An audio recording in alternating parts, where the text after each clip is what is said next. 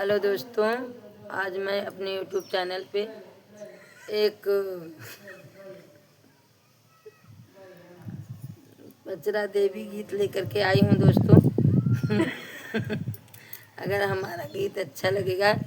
तो लाइक comment subscribe करना ना भूलिएगा। गला बराबर नहीं चल रहा है, प्लीज़ आप सब थोड़ा हमारा समझना, हमारे दर्द को, और लाइक कमेंट सब्सक्राइब ज़रूर करिएगा, ज़्यादा से ज़्यादा शेयर करिएगा और कमेंट के जरिए ज़रूर बताइए। माई के मंदिरवा के कठिन डगरिया वो की धीरे धीरे ना, वो की धीरे धीरे ना, लेके चलला गुजरिया वो की धीरे धीरे ना, लेके चलला गुजरिया वो की धीरे धीरे ना,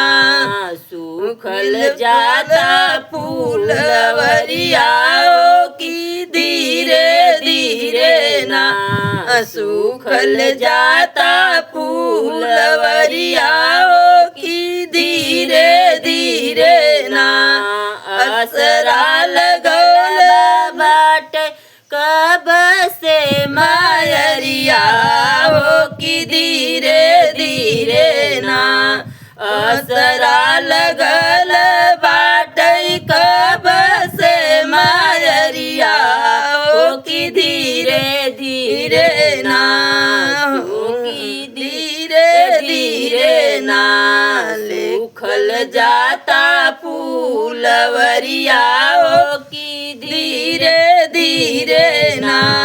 सूखल जाता फूलवरिया ओ की धीरे धीरे ना, माई के मंदिरवा के कठिन डगरिया ओ की धीरे धीरे ना, वो की धीरे धीरे ना, लेके चलला गुजरिया ओ की धीरे धीरे ना, लेके चलला गुजरिया ओ की धीरे धीरे ना, अइली माई मोर मंदिरवा ओ की धीरे धीरे ना, अइली माई मोर मंदिरवा ओ की धीरे धीरे ना, हथवा में नारियर आउ कुसुम चुनरिया हो की धीरे धीरे ना,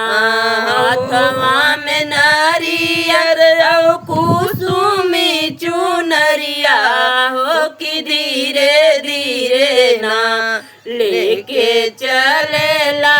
गुजरिया हो की धीरे धीरे ना, लेके चलेला गुजरिया हो की धीरे धीरे ना, माई कब से बरसेला हमारी बदरिया हो की धीरे धीरे ना,